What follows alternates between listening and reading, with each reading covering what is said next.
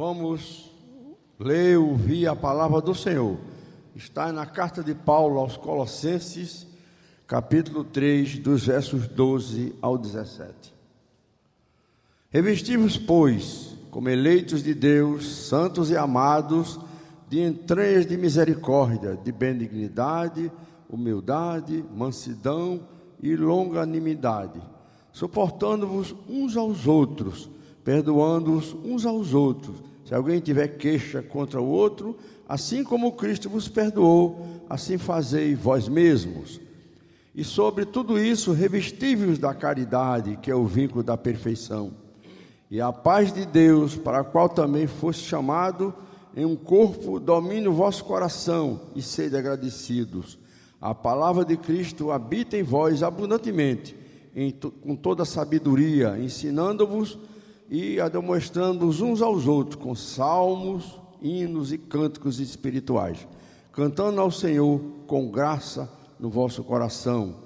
E quando fizerdes por palavra ou por obras, fazei tudo em nome do Senhor Jesus, dando por ele graças ao Deus Pai. Palavra do Senhor, damos graças a Deus. Amém. Meus amados irmãos, os pilotos de avião, eles têm uma liturgia, um ritual, seja um pequeno avião, seja um desses enormes aviões que voam por aí. E essa liturgia desses pilotos é chamada por eles de checklist. São alguns procedimentos, se a memória não me falha, 5, que são repetidos, checados à cabeceira da pista, no momento em que eles vão iniciar a caminhada, a corrida para a decolagem. E interessante é que as normas determinam que isso não pode ser feito de cor, de memória, ainda que eles saibam, com 20, 30 anos de voo, já tudo decorado. Isso precisa ser lido por um e confirmado por outro. Geralmente é lido pelo copiloto e confirmado item a item pelo comandante da aeronave. Checklist. E um amigo meu, há muitos anos, lendo esse texto de Colossenses, escrito por Paulo a respeito das relações interpessoais na igreja, de como devem viver os cristãos, de qual o padrão, paradigma, o arquétipo da vida cristã, ele usou essa expressão e disse-me: Alexandre, este é o checklist da vida cristã. E ele me contou um segredo da sua vida pessoal e disse-me que todas as manhãs, antes do café da manhã, ele fazia a leitura desse texto e fazia a checagem, ponto a ponto, das afirmações e orientações que aí estão para a sua vida naquele dia, a fim de que pudesse ter, segundo suas próprias palavras, um voo bom, tranquilo, abençoado, e ao final do dia pudesse voltar para casa e pousar em paz e dar graças a Deus por tudo o que aconteceu. Guardar ressentimentos, amados irmãos, é como tomar veneno e esperar que o outro morra, já disse William Shakespeare. Na sua sabedoria, o grande dramaturgo entendeu que quanto mais eu me alimento com ressentimentos, mais mal eu estou fazendo a mim, e na expectativa de que o outro seja alvo de tudo que eu sinto, na verdade, disse Shakespeare, eu estou querendo que ele morra enquanto eu tomo o veneno. O ressentimento surge nos ambientes, às vezes, mais inimagináveis. Geralmente, ressentimento não surge entre inimigos, porque entre inimigos há coisas muito mais sérias do que ressentimentos. Ressentimentos surgem na família. Ressentimentos surgem quando alguém é vítima de traição, de infidelidade, quando uma confiança é frustrada, quando uma expectativa não é atingida, quando o inesperado acontece vindo de onde menos se imagina. Aí o ressentimento se instala. Eu conheço uma grande cantora desse país, foi casado com um dos indivíduos mais conhecidos na música popular brasileira. Com ele teve 3 filhos e, de repente, foi traída por uma vizinha de apartamento que era, de fato, a melhor e mais chegada amiga que ela possuía. Houve a ruptura da relação familiar e uma dor muito grande instalou-se na vida desta querida amiga, e isso foi transformando-se numa amargura, num ressentimento para o qual não haveria cura, e ela tentou as fugas, conhecidas pela maioria, partiu para uma vida de absoluta permissividade e libertinagem, não se satisfez, mergulhou no mundo das drogas, experimentou de tudo, não se satisfez, entrou num caminho de misticismo maligno, passou a frequentar ambientes de ocultismo, chegando a ir a cemitérios, altas horas da noite para cerimônias macabras, e nada disso resolvia o seu problema. Até que um dia teve um encontro pessoal com Jesus e a luz raiou na sua vida.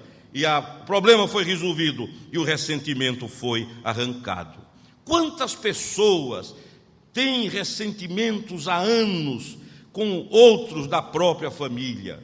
Outros começam a ter ressentimentos quando são injustamente despedidos, mandados embora dos seus empregos, quando são demitidos de forma absolutamente injusta, que não faz o menor sentido. E isso gera essa raiz que vai crescendo e alimentando a vida e fazendo com que a pessoa viva, na verdade, algo parecido com vida, mas que vida não é.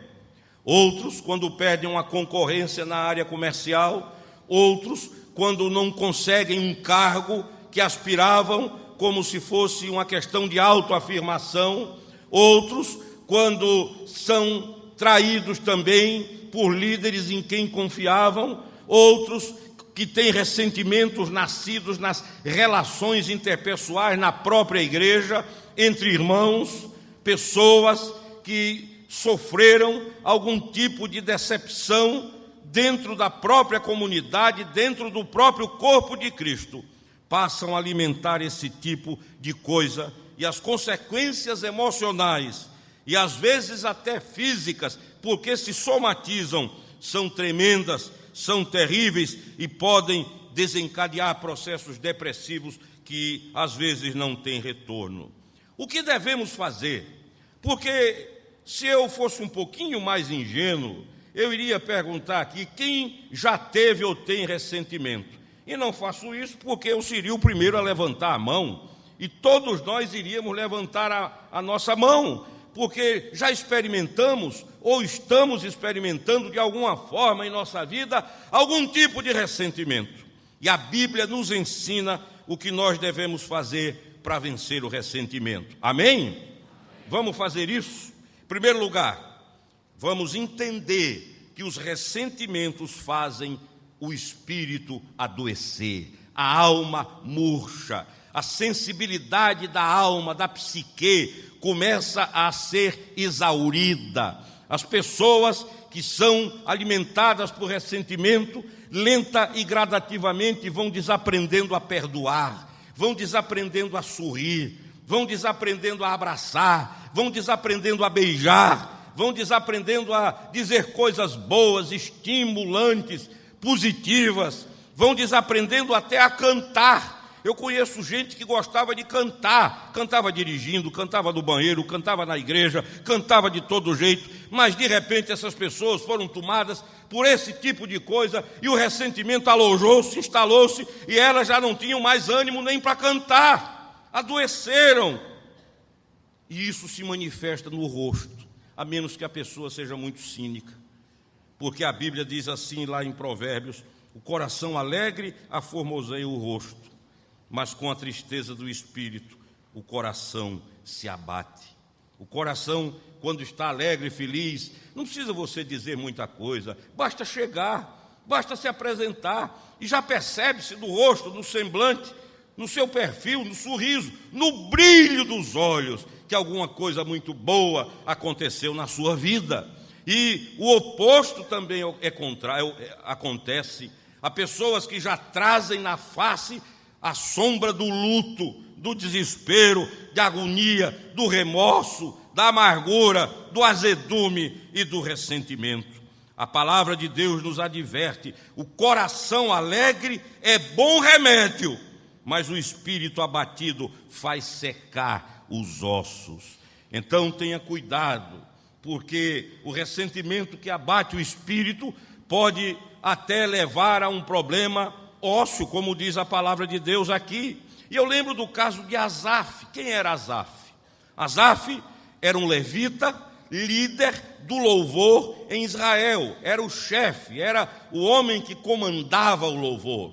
Mas um dia, no meio do povo, ele começou a fazer algumas observações.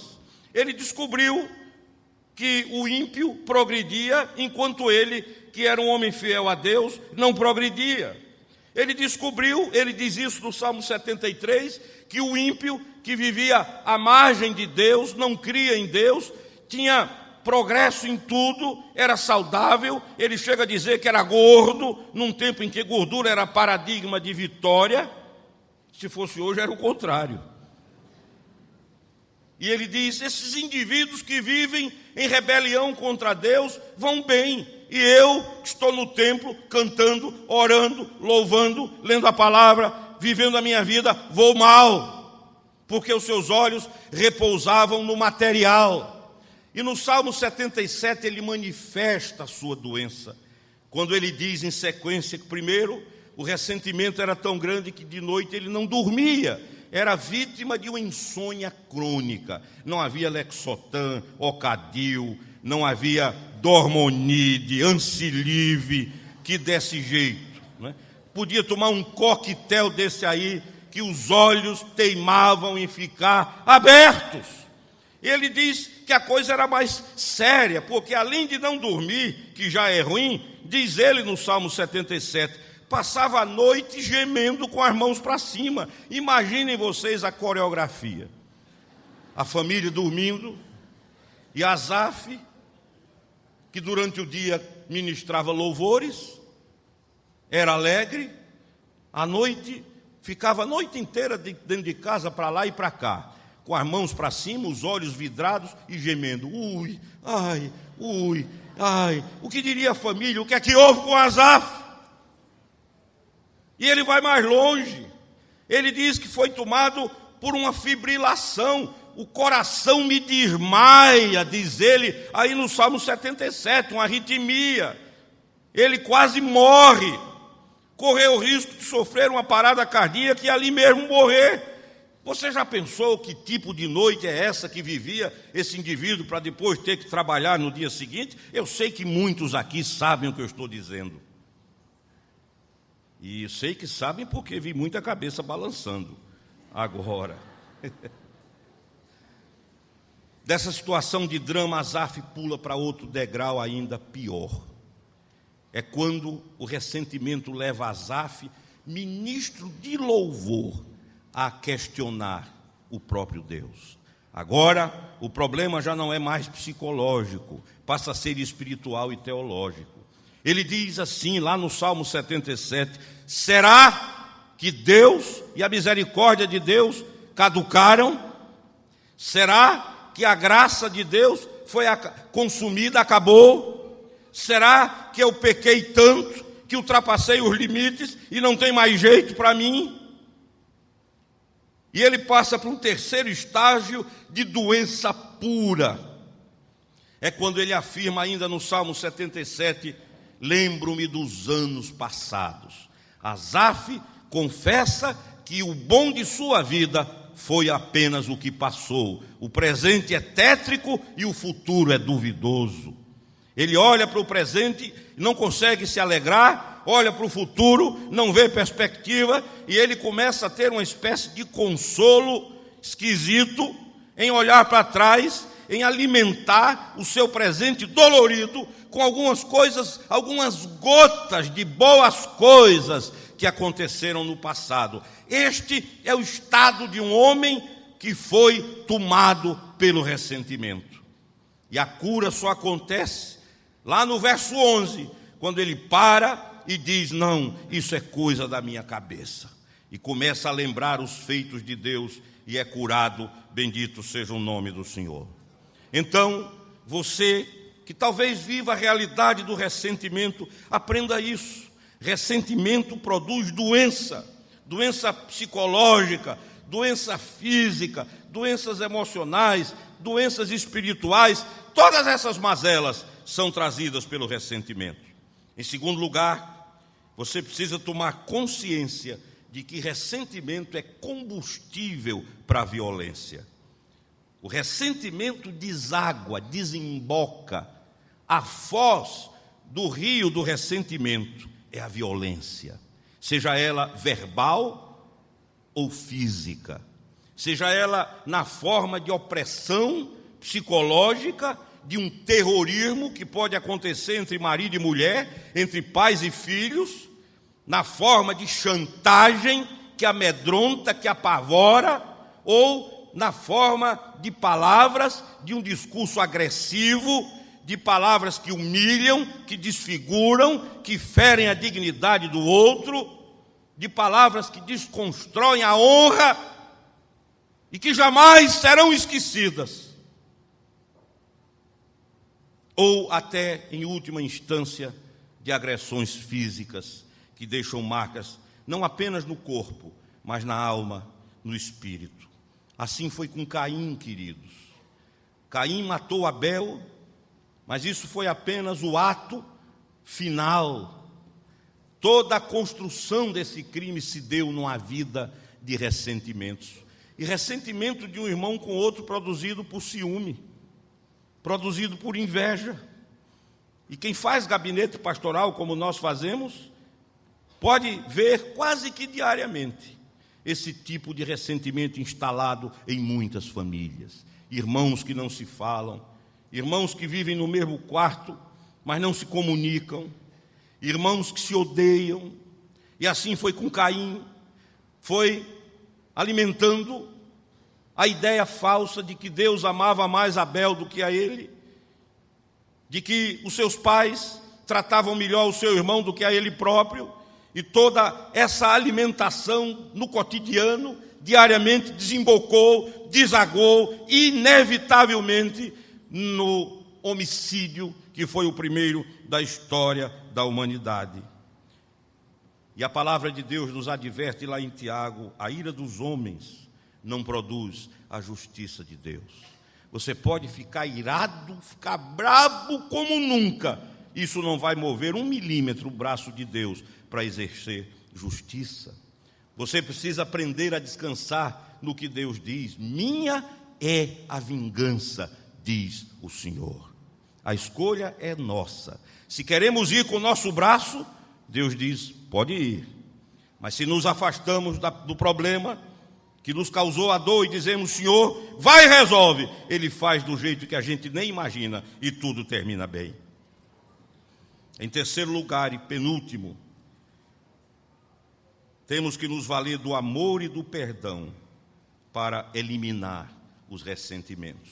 A única forma de se acabar com o ressentimento é unindo essas duas forças, amor e perdão. Se amamos e perdoamos, certamente o ressentimento será banido. Isso até porque o ressentimento atrapalha o nosso culto a Deus. De repente você está aí louvando, sopra espírito, que maravilha, mãos para cima, ou cantando aquele hino que o reverendo Gelcílio gosta, o Rio de Deus, e gesticula para lá e para cá, e de repente, quando você menos espera, surge à sua frente a imagem de quem lhe causou ressentimento. E você diz: não é possível. Aí cala a boca, baixa as mãos, e às vezes até vai embora, porque o ressentimento está aí, impede o louvor, impede a oração, impede a leitura da palavra, impede a comunhão com os irmãos, impede a comunhão com Deus. Ressentimento é tremendo, por isso a Bíblia diz: entra depressa em acordo com teu irmão, logo. Longe de vós toda amargura e cólera e ira e gritaria e blasfêmias, e bem assim toda malícia. Antes sede uns para com os outros benignos, compassivos, perdoando-vos uns aos outros, como também, olha o padrão, como também Deus em Cristo vos perdoou. Sede, pois, imitadores de Deus como filhos amados, e andai em amor, como também Cristo vos amou e se entregou a si mesmo por nós como oferta e sacrifício a Deus em aroma suave. Ele é o padrão. Imitem. Paulo disse: sede meus imitadores, como eu sou de Cristo Jesus. É olhar para Ele, queridos. Olhe, se você ler o livro do profeta Isaías, no capítulo 6, Isaías entra no templo. Isso para ele era rotina, ele entrava sempre. Naquele dia ele entra triste porque o seu amigo o rei Uzias havia morrido. E Isaías tem uma visão de Deus, ele diz: eu vi o Senhor. Tem uma visão de si mesmo, porque ele diz: ai de mim. E tem uma visão do mundo, porque ele diz: eis-me aqui, envia-me a mim. No entanto, choca-me a visão que ele tem de si mesmo. Ele que é profeta, é um líder religioso. Quando ele contempla a glória de Deus, imediatamente ele contempla a sua miséria. Eu tenho observado nos meus 31 anos de caminhada pastoral, que as pessoas, às vezes, quanto mais elas gritam e pulam, mais duro é o coração. Pastor Tonini, a quem eu muito respeito, dizia assim: meu filho, com aquele jeitão dele, lata cheia não faz barulho. E nunca, eu vi isso quando era rapazinho, nunca mais esqueci. Eu vi num retiro de carnaval. E aquele homem que Dom Paulo conhece, autenticou o que afirmou com sua vida ao longo de mais de 50 anos de um ministério intocável. Pois bem, Isaías, quando vê Deus, vê sua miséria. Quem não vê Deus, vê a vida do outro. Leiam o capítulo 5 de Isaías. Lá no capítulo 5 ele fala assim: ai dos que fazem isso, ai dos que fazem aquilo, ai dos que dizem isso, ai dos que dizem aquilo, ai de quem compra, ai de quem vende, ai dos outros. No capítulo 6 ele vê a glória de Deus, aí ele diz: ai de mim. Quando nós olhamos para a nossa vida e não para a vida do outro, nós começamos de verdade a imitar o Senhor Jesus. E em último lugar, vencer ressentimentos só pode acontecer quando cultivamos as virtudes cristãs nos relacionamentos. Queridos, Deus nos dá um laboratório todos os dias. Ah, pastor, mas aquele irmão é tão chato, é ideal para ser amado. Ah, mas aquela irmã me fez tanta raiva, laboratório para você aprender a perdoar. E assim vai, temos um laboratório no cotidiano. Nós somos uns para os outros essa área, esse campus de experimento das virtudes cristãs. É por isso que Tiago diz: despojando-vos de toda impureza e acúmulo de maldade, acolhei com mansidão a palavra em vós implantada, a qual é poderosa para salvar as vossas almas. E ele diz: confessai, pois, os vossos pecados uns aos outros, e orai uns pelos outros para serdes curados. Irai-vos e não pequeis, não se ponha o sol sobre a vossa ira, nem deis lugar ao diabo. Resolva o problema do ressentimento antes que o dia termine. E a Bíblia diz que até para ofertar, você precisa estar em paz consigo, com Deus e com o próximo.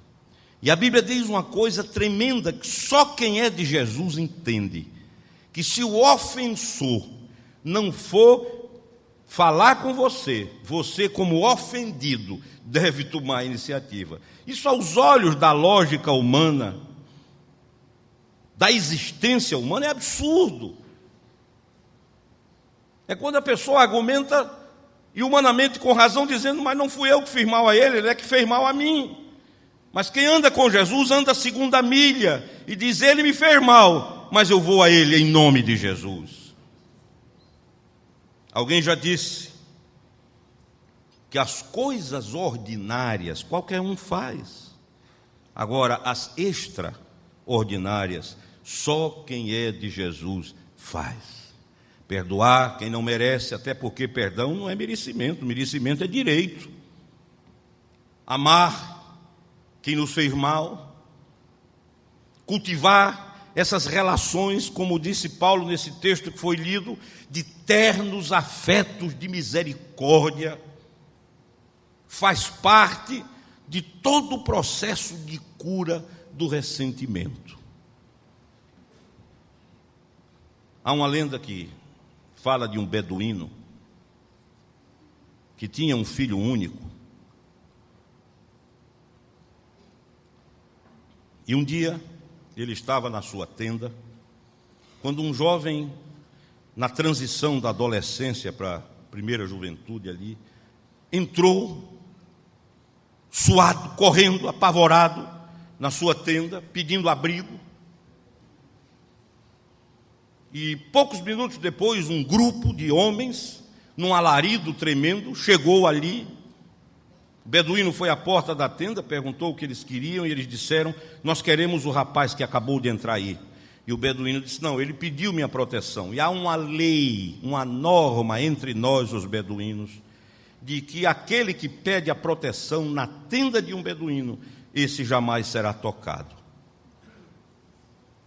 E aquela turba, vendo que não iria tirar o rapaz ali de dentro, um líder disse ao beduíno: o senhor sabe quem é esse moço? Não, ele é um assassino, ele acabou de tirar a vida do seu filho. E nós queremos fazer justiça, nós queremos que ele pague pelo que fez. E o beduíno parou por um instante, ficou estático à porta, lágrimas quentes rolaram de sua face. E ele olhou para aquela turba e disse: então, eu vou criá-lo, e ele vai substituir o filho que me tirou. E ele continuará tendo a proteção desta tenda.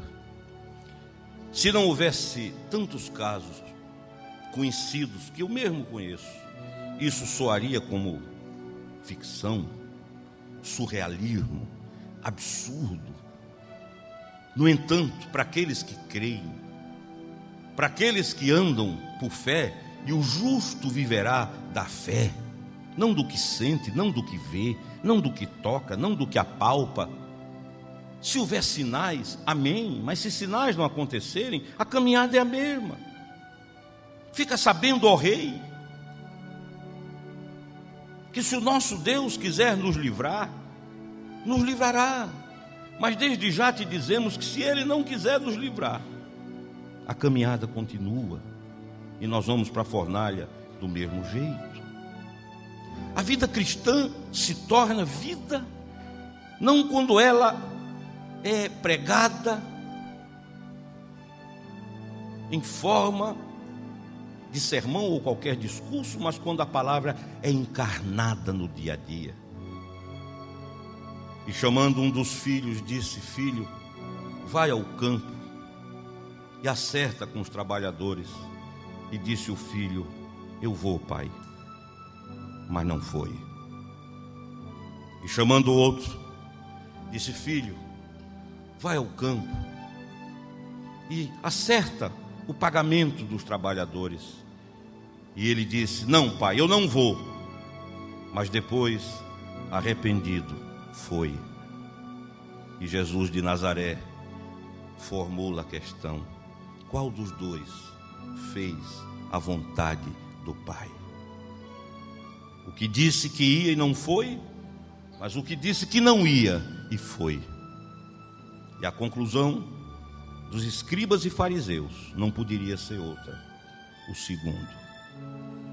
Ressentimentos serão curados quando você e eu transformarmos em vida, em estilo ano de caminhada, o que cantamos, o que pregamos, o que falamos, as orações que elevamos aos céus, quando a nossa confissão de fé verbal for visceral, entranhável, aí o ressentimento será banido e a alegria do Senhor, a nossa força é. Amém. Deus nos abençoe, querido.